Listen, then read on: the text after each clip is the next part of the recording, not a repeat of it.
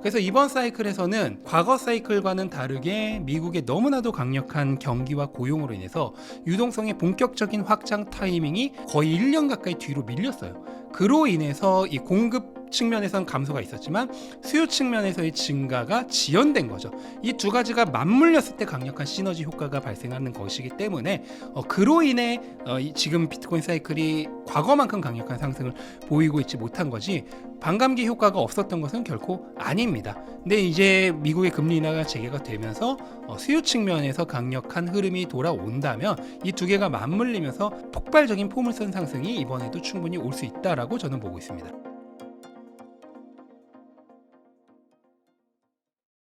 안녕하세요. 오늘 인터뷰 진행을 맡은 김혜은입니다. 요즘 비트코인 2억 시대가 온다, XRP $1000 간다, 이런저런 이야기가 많은데요. 많은 분들이 이게 진짜인지 뻥튀기 된 이야기인지 궁금해하실 것 같아요. 그래서 오늘은 신민철 작가님 모시고 지금 비트코인 사도 되는지, 어떤 코인이 살아남을지 이야기 나눠보도록 하겠습니다. 작가님 안녕하세요. 안녕하세요. 네, 작가님 처음 뵙는 분들 계실 것 같은데 간단하게 소개 부탁드립니다. 네, 많이 나왔기 때문에 이제는 익숙해지실 거라 생각을 하지만, 네, 저는 유튜브 채널 멘탈이 전부 다에서 암호화폐에 관한 얘기를 하고 있고요. 일단 비트코인 슈퍼사이클이라는 책을 쓴 저자이기도 합니다. 반갑습니다. 네, 작가님 지금 현재 비트코인 시장 분위기 한마디로 정리하면 어떨까요? 네, 일촉즉발에 가깝다 또는 폭풍전야. 에 가깝다라고 저는 생각을 하고 있는데, 기본적으로 지금 위험자산 시장을 둘러싼 환경 자체는 굉장히 좋습니다. 지금 나스닥 100 같은 경우에는 이미 신고가를 경신을 했고, S&P와 나스닥이 모두 신고가 직전에 있고, 비트코인 가격도 지금 현재 이 촬영하는 날짜 기준으로 한 10만 8천 달러 정도 되면서 최고가에서 몇 퍼센트 떨어지지 않은 상황인데요. 그런 위험자산 시장의 가격 자체가 현재 시장의 분위기를 대변해주고 있고, 다만 지금 두 가지 큰 불확실성이 일종의 장애물처럼 좀 앞길을 가로막고 있는데, 그중 하나가 이제 관세가 되겠고, 또 하나가 지정학적 리스크, 중동에서 있었던 전쟁이 되겠습니다. 이 두 가지 장애물만 치워진다면 이제 탄탄대로를 갈 수 있는 그런 상황이라고 보시면 되는데, 그 중에서도 이제 중동 리스크는 6월 말 기준으로 이제 서서히 소멸되어 가고 있는 시점인데, 이제 관세 리스크가 아직 7월 초에 좀 남아 있는 그런 상황이라고 보시면 되겠죠. 그런 불확실성이 비트코인 시장에 또 어떤 영향을 줄까요? 일단은 비트코인은 상품 자산으로서 금과 마찬가지로 유동성을 흡수하는 역할을 하는데, 또 한 가지 측면에서 금과 다른 점이 금은 안전자산이지만 비트코인은 위험자산이라는 측면이 있습니다. 따라서 비트코인은 불확실성이 상승하는 장세에서 가격이 하락하는 그런 경향이 있고요. 동시에 비트코인은 황금성이 굉장히 뛰어나고 전 세계 거의 모든 국가에서 365일 24시간 거래가 되는 자산이기 때문에 유동성이 굉장히 풍부한 측면이 있습니다. 그러한 특성으로 인해서 어떤 이슈가 발생했을 경우 그게 이제 불확실성을 유발하는 그런 악재일 경우에는 가장 민감하게 반응하는 자산 특성을 가지고 있어요. 그래서 얼마 전에 이제 중동 전쟁 이슈가 있었을 때도 가장 민감하게 가격이 하락했다가 또 가장 민감하게 가격이 반등하는 그런 특성을 보여줬었죠. 근데 또 연준 금리 인하 기대감이 자산 시장 전반에 영향을 주고 있잖아요. 이렇게 디지털 금이라는 별명처럼 금리와 반비례적인 움직임을 보이는데, 이 금리와 이 비트코인의 상관관계 어떻게 해석하면 좋을까요? 네, 비트코인 제가 방금 전에 설명드렸다시피 금과 마찬가지로 상품 자산인데, 상품 자산은 뭐 주식처럼 이런 현금 흐름이나 부동산처럼 사용 가치나 또는 규제 이런 다른 외부적인 요인보다도 철저하게 내부적인 공급과 수요의 영향을 가장 많이 받는 자산입니다. 그리고 그렇다는 얘기는 결국 화폐 가치, 그러니까 유동성이 이 자산의 가격을 결정하는 가장 민감한 요소라는 뜻이에요. 그래서 비트코인은 금보다 시가총액이 10분의 1 이하로 굉장히 작기 때문에 금보다 훨씬 더 민감하게 이 유동성의 영향을 받습니다. 그리고 유동성을 결정하는 가장 메인이 되는 팩터가 바로 연준의 기준금리가 되겠죠. 그래서 하반기부터 기준금리 인하가 재개될 것이 기대가 되고 있기 때문에 그렇게 된다면 유동성이 더욱더 확장 모드로 들어갈 수 있겠고 비트코인 가격을 밀어 올리는 요소가 될 것이라 기대할 수 있겠죠. 저희가 원래 5월에 11만 달러를 돌파할 거란 기대감이 있었는데 지금은 또 다시 조정받는 모습을 보이고 있어요. 언제쯤이면 또 다시 올라갈 수 있을까요? 네, 원래 이제 신고가를 찍었었죠. 작년 12월과 1월에 찍었던 가격이 10만 9천 달러를 넘어서 11만 2천 달러까지 올라가면서 원래 그 타이밍에 이제 올라갔어야 되는 타이밍이에요. 근데 그 딱 타이밍에 중동 전쟁이 발생을 하면서 다시 한번 발목이 잡혀 있는 상황이라고 볼 수 있겠죠. 그런데 이제 중동 리스크는 거의 해소가 되고 있기 때문에 가격이 다시 11만 달러 근처까지 온 거고, 다만 이제 원래였으면은 그때 이제 시원하게 돌파를 했으면 더 많이 오를 수 있는 상황이었는데 그때 발목을 잡히면서 이제 뭐가 문제가 되고 있냐면은 7월 초에 관세 90일 유예 기간의 만료가 다가옵니다. 7월 9일인데 이때를 중심으로 해서 다시 관세 불확실성이 이번에 또 발현될 가능성이 있거든요. 그래서 관세 문제가 어떻게 처리되느냐에 따라서 아마 위험자산 시장의 움직임이 결정이 될 건데, 만약 이 7월 초에 90일 유예되었던 관세가 다시 한번 재연장된다면은 아마도 비트코인이 신고가를 돌파해서 강력하게 상승할 수 있는 계기가 되지 않을까 그렇게 보고 있습니다. 관세 외에도 미국에서 현재 비트코인 준비금 법안이 통과했고 베트남에서는 공식 인정을 했다고 들었어요. 이런 각국 정부 움직임이 시장에 또 어떤 변화를 가져올까요? 아마 단기적으로는 거의 영향이 없을 거고요. 중장기 이제 국가들의 움직임은 중장기적으로 봐야 돼요. 왜냐면 그런 일들이 있었다고 해서 뭐 급작스럽게 비트코인으로 들어오는 자금이 크게 늘어난다거나 하는 것은 아니거든요. 그렇기 때문에 그것은 이제 어떻게 보면 다음 사이클이나 다다음 사이클까지 바라본 이제 국가들의 참여와 이제 규제화가 공식적으로 되고 있는 그런 큰 펀더멘털 측면에서의 움직임으로 봐야 되고, 단기적으로 비트코인 가격을 움직이는 요소는 아니라고 생각을 합니다. 또 그리고 최근 기관들이 본격적으로 비트코인을 막 매수하고 있는데 이게 비트코인의 대규모로 기관들이 진입할 경우 비트코인 시장에 어떤 영향을 또 줄까요? 네, 기관들의 진입은 이미 본격적으로 시작이 됐고요. 지금 영상을 찍는 시점 기준으로 3주 연속 현물 ETF 같은 경우에는 순유입을 하고 있습니다. 그리고 MSTR, 스트레티지라는 기업이 을 필두로 해서 비트코인을 기업들이 적극적으로 밸런스시트에 편입시키는 일명 비트코인 재무회사라고 하죠. 그런 회사들이 굉장히 급격하게 늘어나고 있거든요. 이런 흐름이 지속된다면 비트코인이 이제 변동성이 조금 줄어들고, 왜냐면 기관과 기업들은 감정적으로 거래를 하지 않고 계획적으로 거래를 하기 때문에 비트코인의 변동성이 줄어들고 주식과 마찬가지로 굉장히 급격한 상승과 급격한 하락이 있기보다는 지속적으로 장기 우상향하는 그런 경향이 더 강해지겠죠. 다만 그럼에도 불구하고 비트코인에게는 반감기라고 하는 공급 측에 굉장히 중대한 변수 요소가 있기 때문에 이 반감기를 기준으로 하는 사이클 자체는 유지되되 전반적인 변동성은 줄어드는 양상으로 가지 않을까 그렇게 보고 있습니다. 반감기가 또 2024년 4월에 있었잖아요. 또 그때는 공급 축소라는 측면에서 상승 요인으로 주목을 받아왔는데 이번에는 저번보다 영향력이 크지 않았다는 의견도 있어요. 이번 반감기의 실질적 효과 어떻게 평가하시나요? 네, 반감기 때 가격이 6만 4천 달러였으니까 지금 뭐 이미 거의 2배 가까이. 2배는 아니지만 뭐 1.78배 정도 상승해 있는 상황이고, 지금 비트코인의 가격은 공급만으로 당연히 결정되지 않죠. 수요 측면이 굉장히 중요한데 수요 측면에서 가장 중요한 것은 유동성입니다. 앞에서 설명드렸듯이. 근데 지금 미국이 금리 인하를 이미 올해 들어서 한 번도 안 하고 있잖아요. 근데 이 금리 인하가 재개가 되고 양적 긴축이 종료되면서 본격적으로 유동성이 확장되는 시기가 와야지 이게 폭발적인 시너지 효과를 받을 수가 있는 거죠. 그래서 이번 사이클에서는 과거 사이클과는 다르게 미국의 너무나도 강력한 경기와 고용으로 인해서 유동성의 본격적인 확장 타이밍이 거의 1년 가까이 뒤로 밀렸어요.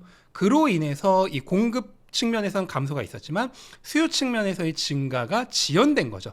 이 두 가지가 맞물렸을 때 강력한 시너지 효과가 발생하는 것이기 때문에 그로 인해 지금 비트코인 사이클이 과거만큼 강력한 상승을 보이고 있지 못한 거지 반감기 효과가 없었던 것은 결코 아닙니다. 근데 이제 미국의 금리 인하가 재개가 되면서 수요 측면에서 강력한 흐름이 돌아온다면 이 두 개가 맞물리면서 폭발적인 포물선 상승이 이번에도 충분히 올 수 있다라고 저는 보고 있습니다. 또 미국에서 비트코인 현물 ETF가 승인되면서 큰 이슈가 됐는데 이게 초기에는 시장에 긍정적인 신호를 줬지만 이후 단기 조정이 오기도 했습니다. ETF 도입이 가져온 진짜 효과가 뭘까요? 네, 비트코인의 이제 올해 작년이죠. 2024년 들어서 그 전까지는 개인들이 거래를 하는 개인들이 90% 이상 가지고 있었죠. 그랬던 자산에서 이제 현물 ETF가 승인되고 이제 1년 반 정도가 지나면서 기관의 진입률이 얼마 전에 이제 30%를 넘었습니다. 그렇게 되면서 본격적으로 개인들이 거래하던 자산에서 이제 기관과 기업들이 거래하는 자산으로 자산의 성격과 규모가 변화하고 있다. 이렇게 보시면 될 것 같습니다. 그리고 또 최근 브릭스 국가들이 달러를 탈달러화하는 양상을 보여주고 있어요. 이게 국제 통화 질서 변화가 비트코인에 또 어떤 영향을 줄까요? 지금 탈달러화는 단순히 일시적인 현상이 아니고 이제 추세적인 현상으로 보고 있어요.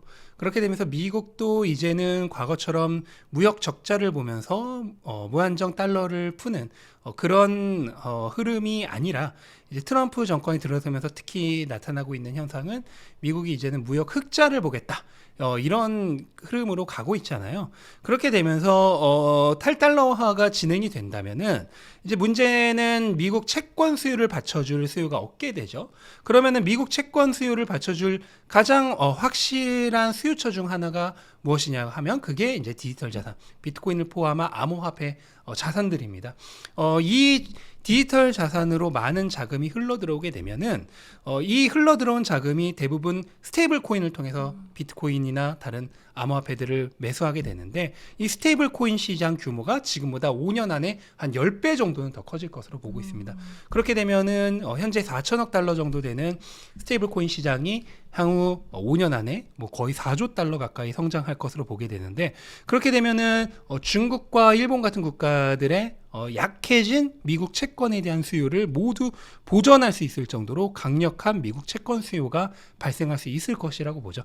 바로 그러한 흐름을 기대하면서 지금 미국이 비트코인을 밀어주고 있는 것이고 동시에 이제 통과 직전에 있는 스테이블 코인 법안도 그러한 맥락에서 지금 추진되고 있는 것이다. 그렇게 보시면 될 것 같습니다.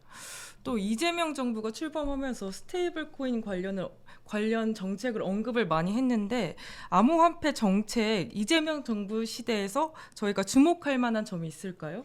일단은 기존 정부들과는 다르게 조금 더 적극적으로 이제 규제화 시키려고 하는 노력을 보이고 있죠. 그래서 자산이 성장을 하려면은 반드시 이제 규제가 성립이 되면서 이제 합법화 내에 있는 그 범위로 모든 사업이 들어와야 돼요. 그래서 현재까지는 기업이 암호화폐 거래소에서 계좌를 만들고 비트코인을 매수하고 하는 것이 현실적으로 불가능하고 아직 현물 ETF의 거래조차 한국에서는 되고 있지 않잖아요. 이런 것들이 모두 이제 정규화되면서 한국에서도 암호화폐 시장이 더 성장할 수 있다. 근데 이제 현 정부 같은 경우에는 그쪽 방향으로 추진하고 있기 때문에 이번 정부 내에서 현물 ETF의 거래라든지 기업들의 합법적인 암호화폐 거래 등등이 모두 가능하게 될 것으로 보고 있습니다. 그럼 작가님이 생각하시는 앞으로 암호화폐 시장의 핵심 트렌드는 뭘까요? 일단은 비트코인이 완전한 정규 자산화되는 게 가장 중요한 핵심 트렌드라고 생각을 해요.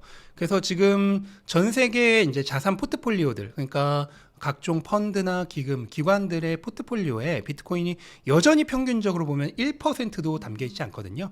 근데 이제 세계 최대 자산 운용회사인 블랙록은 이 비트코인의 정규 편성률을 2%에서 5% 사이로 보고 있어요. 그렇다면 지금보다 뭐 거의 10배 가까이 이 비트코인으로 들어오는 자금이 커질 가능성이 있다라고 보고 있는 것입니다. 그럼 작가님은 비트코인이 어느 정도 되면 이제 2억을 넘을 거라고 생각하시나요? 올해 안에도 충분히 가능하다고 보고 있습니다. 네. 그럼 한 3년 뒤면은 몇 달러까지 올라갈 수 있을까요? 네, 3년 뒤라면 이제 다음 사이클이 될 건데, 다음 사이클, 이제 뭐 정확히는 한 4, 5년 뒤죠. 다음 사이클의 말미에 가서는 저는 이제 비트코인이 최대로 올랐을 때 기준으로 충분히 금과 비등한 수준, 그러니까 지금의 뭐 10배 정도 되는 가격까지 충분히 가능하다고 보고 있습니다.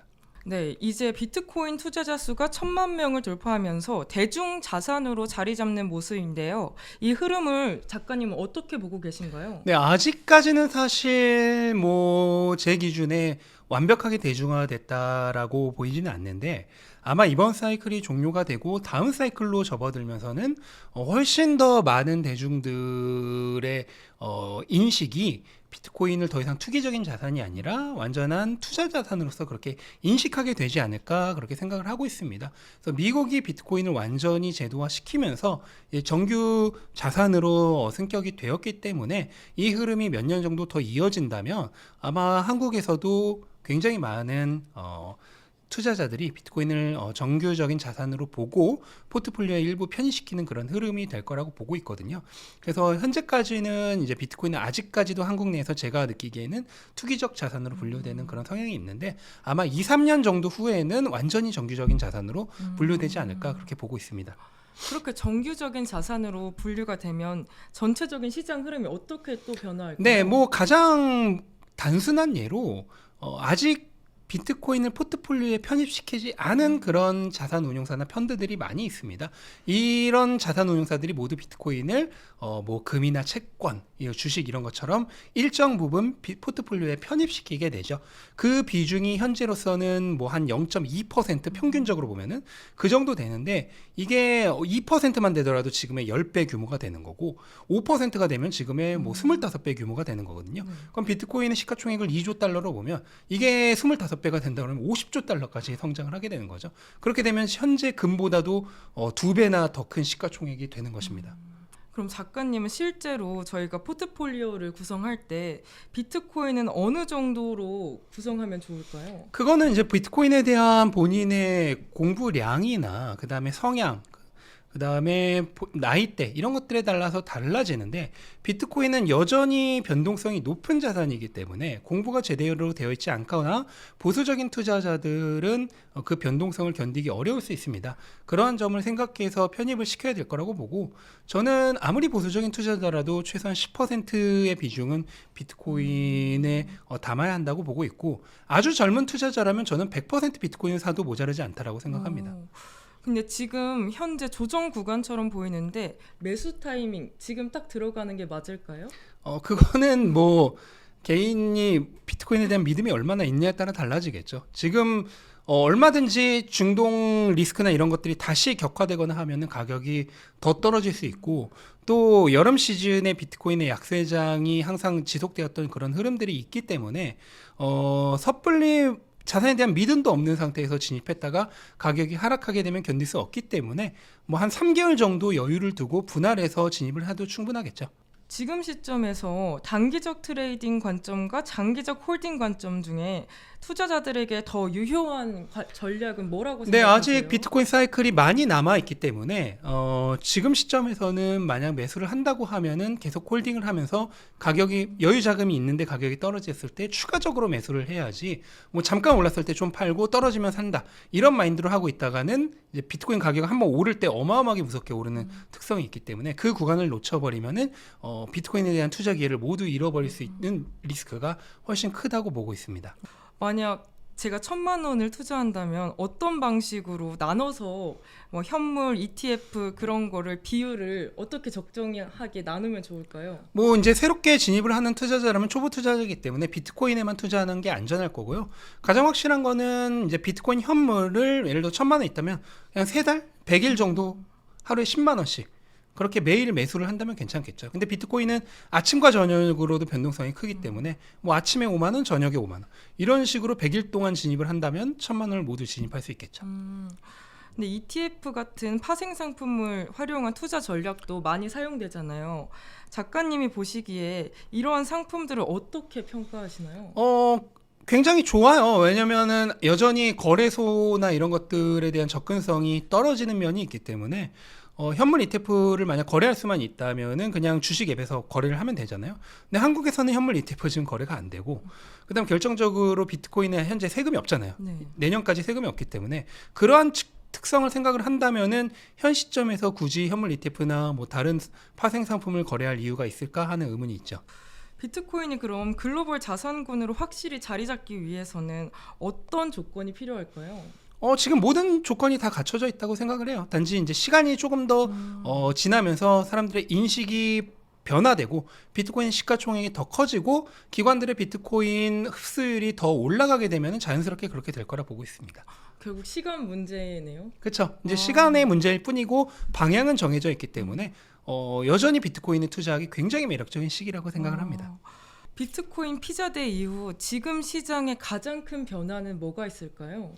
뭐 작년에 현물 ETF가 출범을 하면서 비트코인이 공식적인 이제 전통 금융권에 포함이 되었던 것 자체가 가장 큰 역사 중에 하나라고 생각을 하고, 또 한 가지는 2025년 들어서는 이제 트럼프가 비트코인을 본격적으로 옹호를 하면서 비트코인이 이제 국가들이 편입시키는 그런 자산으로 변화된 점, 이 두 가지 흐름이 가장 큰 변화가 아닐까 생각을 합니다. 또 최근 자산가분들은 비트코인을 자녀 명의로 증여하거나 상속수단으로 활용하려는 움직임이 있다고 들었어요. 작가님은 비트코인을 장기 보유용 디지털 자산으로 평가하시는지, 그런 용도가 적합하다고 생각하시는지 궁금해요. 네, 저는 비트코인이 향후 30년 동안 가장 크게 성장하는 메이저 자산이 될 거라고 확신을 하고 있습니다. 지난 15년 동안도 비트코인은 뭐 주식, 그 다음에 주식 중에서 가장 잘 나간다고 하는 대형 기술주, 그 다음에 채권, 모든 부동산, 모든 상품을 통틀어서 뭐 수익률이 그냥 압도적인 1위를 가진 자산이거든요. 물론 이제는 시가총액이 많이 커졌기 때문에 앞으로는 과거 15년만큼 많이 오르진 않겠지만, 그럼에도 불구하고 저는 향후 30년 동안은 평균적으로 연평균 30년을 모두 통틀어서 평균을 했을 때 연평균 30% 정도는 충분히 상승할 것이라고 보고, 그렇게 상승을 한다면은 지금 미국 최고 기술주들의 평균적인 상승률이 그 정도가 조금 안 되거든요. 그렇다면은 그 어느 자산보다도 가장 평균적으로 크게 성장할 자산이기 때문에 현 시점에서 30년 후를 바라보는 투자에서 비트코인을 능가하는 자산은 없다라고 보고 있습니다. 비트코인을 또 투자할 때 온체인 데이터를 많이 보는데, 작가님은 최근 어떤 온체인 지표나 영역에 집중하고 네, 계신가요? 온체인 데이터는 수천 가지가 있습니다. 그렇기 때문에 어느 한 가지만을 보고 평가를 하는 것은 굉장히 편협된 사고가 될 가능성이 있고요. 다양한 데이터를 섭렵을 해야 되는데, 이제 아마추어 투자자가 그렇게 온체인 데이터를 다양하게 보기는 어렵기 때문에 괜히 잘 모르는 상황에서 어설프게 보는 것보다는 그냥 큰 흐름을 보고 투자를 하는 게 더 안정적이지 않을까, 그렇게 보고 있습니다. 작가님 생각하신 그럼 큰 흐름은 뭘까요? 가장 쉬운 거는 역시나 인간 지표라고 할 수 있겠죠. 네. 주변에서 모두 비트코인을 얘기를 한다면은 이제 뭐 일시적인 고점이든 아니면 사이클의 고점이든 단기적인 고점을 예상해 볼 수 있겠고, 아무도 관심을 가지고 있지 않을 때는 여전히 투자하기 좋은 시기라고 볼 수 있겠죠. 그걸 어디서 가장 쉽게 볼 수 있느냐? 이런 영상들, 비트코인과 관련된 영상들 밑에 댓글을 봐보세요. 악플이 수두룩 달려 있으면 오히려 투자하기 가장 좋은 시점입니다. 그럼 작가님이 생각하시는 향후 3년간 비트코인의 낙관 또는 비관 시나리오가 있을까요? 뭐 가장 낙관적인 거는 금처럼 뭐 한 7, 8년에 걸쳐서 장기적으로 상승하는 시나리오가 될 건데, 저는 현실적으로는 그러기는 어렵다고 봅니다. 왜냐면 금의 경우도 현물 ETF 승인 후에 상승을 하다가 4년 차에서 30% 가까이 하락했던 그런 역사가 있거든요. 근데 그때 당시 금의 시가총액은 세계 1위 기업보다도 몇 배가 컸던 시점이에요. 그런 시점에서도 그랬기 때문에 현재 비트코인의 시가총액은 세계 1위 기업의 뭐 절반 수준이기 때문에 그러한 점을 감안한다면은 아마도 이번 사이클도 분명히 끝이 있을 것이고, 그 사이클의 끝에서는 뭐 최대 한 50%나 그 이상까지 하락하는 하락기를 거친 다음에 다시 상승을 하게 되는 그런 흐름이 될 거라고 보고 있습니다. 사이클 끝은 언제쯤 올까요?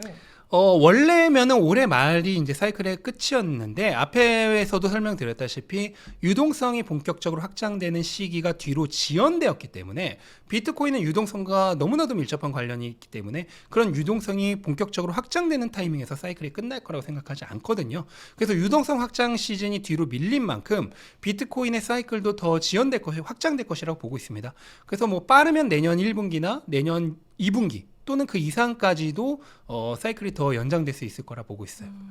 현재 알트코인 시장 전반적인 분위기 어떻게 보고 계신가요? 굉장히 안 좋죠.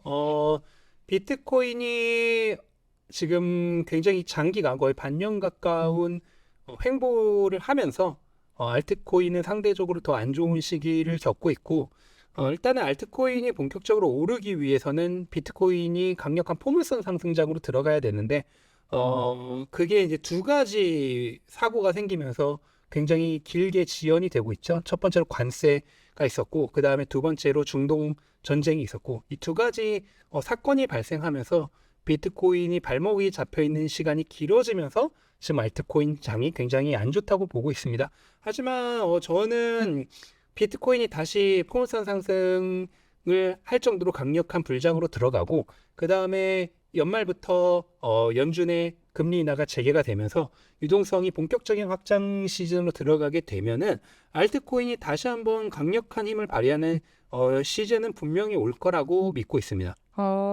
그럼 알트코인은 비트코인의 불장을 겪은 다음에서야 이제 들썩들썩 하겠네요. 그렇죠. 네, 비트코인이 먼저 강력하게 올라야지만 알트코인으로 투심이 이제 오고 돈이 오기 때문에 굉장히 중요한 요소고 또 두 번째로는 유동성이 반드시 확장되는 타이밍으로 들어가야 됩니다.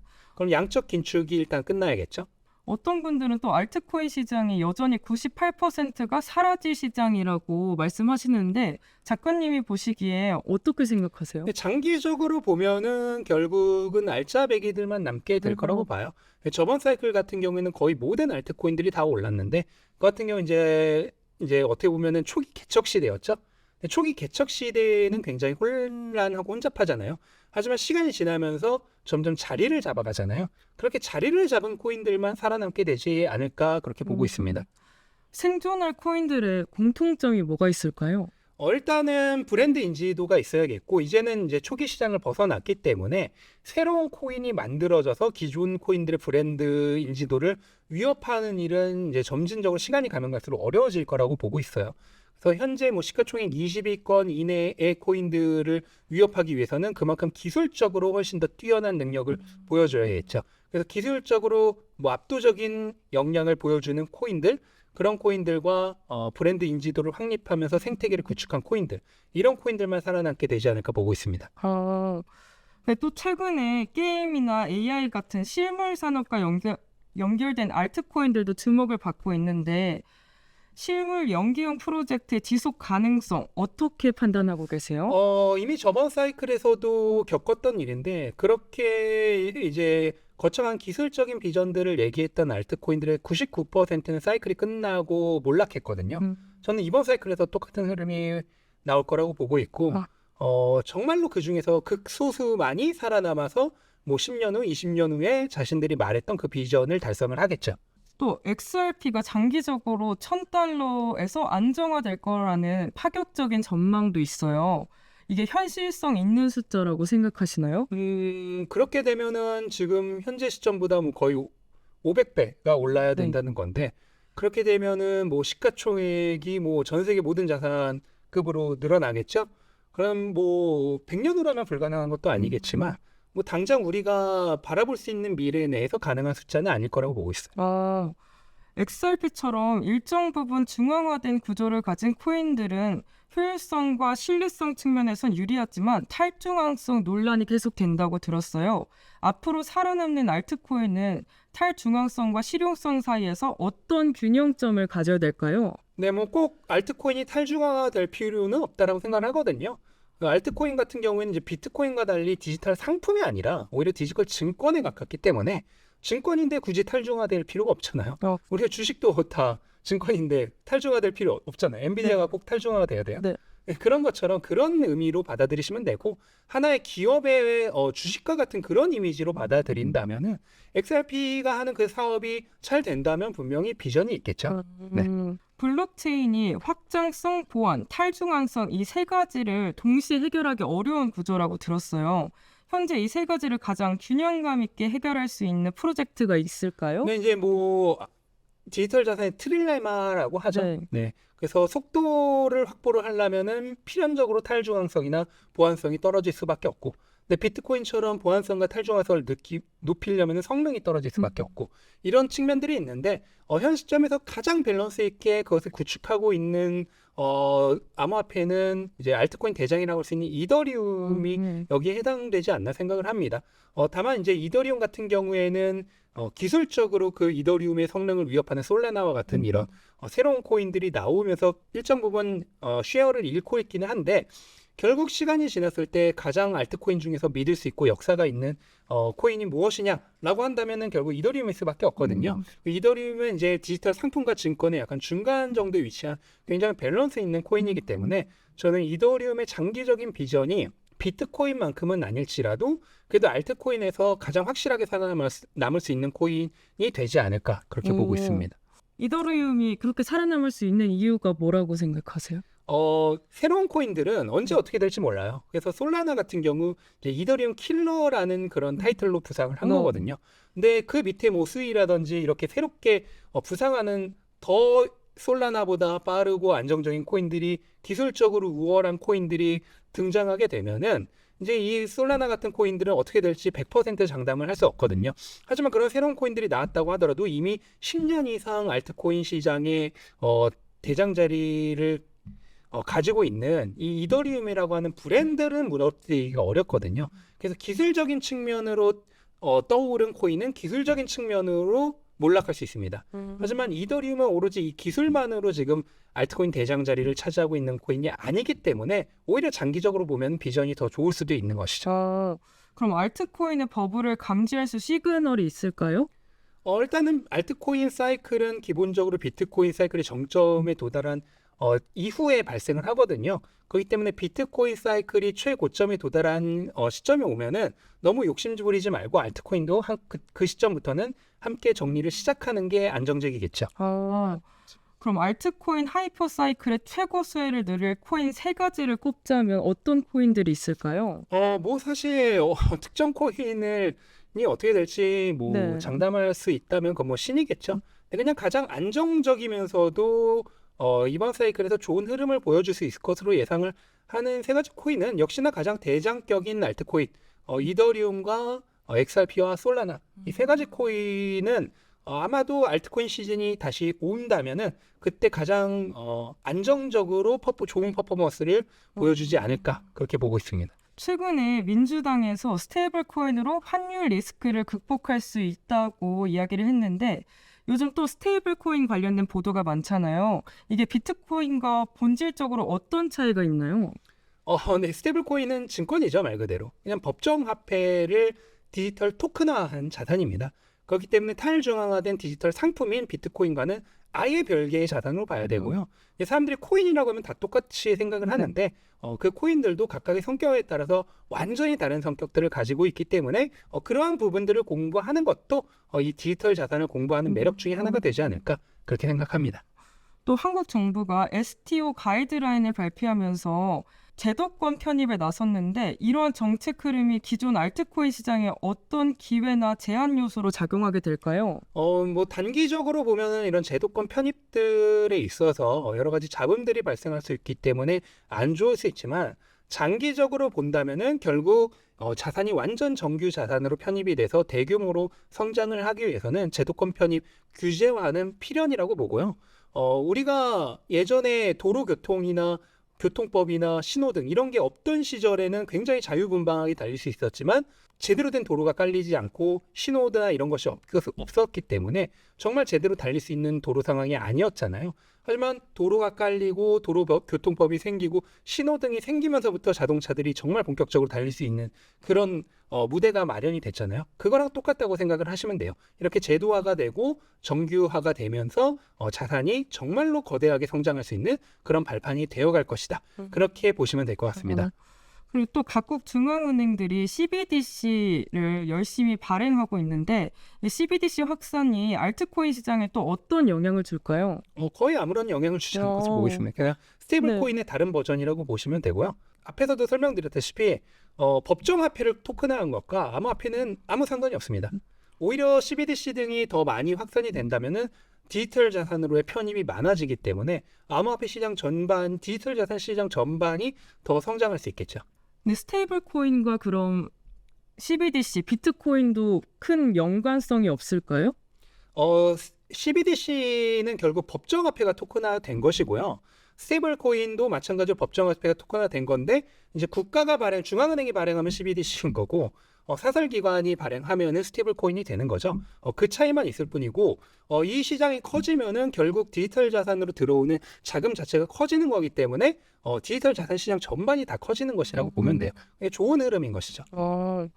이 실사용과 투자성 이게 충돌하기도 하는데 작가님이 보시기에 성공하는 코인들은 이 두 가지를 어떤 방식으로 조화시키고 있나요? 네, 비트코인은 뭐 여러 가지 실사용 당연히 가능한 디지털 자산이지만 기본적으로 비트코인은 상품 자산, 그러니까 가치 저장 수단으로서 보시면 좋겠어요. 그 외에 이제 이더리움 이후에 나온 다양한 알트코인들이 이제 실용성을 강조한 그런 코인들이죠. 그렇게 비트코인과 알트코인은 자산으로서 가지는 성격과 특성이 완전히 다르다라고 하는 점을 이해한 상태에서 투자를 하신다면은 비트코인의 고유의 영역을 분명히 지켜가면서 나머지 알트코인들은 약간의 투기성 자산으로 이렇게 투자를 하면 되겠죠. 작가님은 그럼 많은 투자자분들 뵈실 거 아니에요? 그러면 그분들이 가장 많이 하는 실수나 후회 같은 게 있을까요?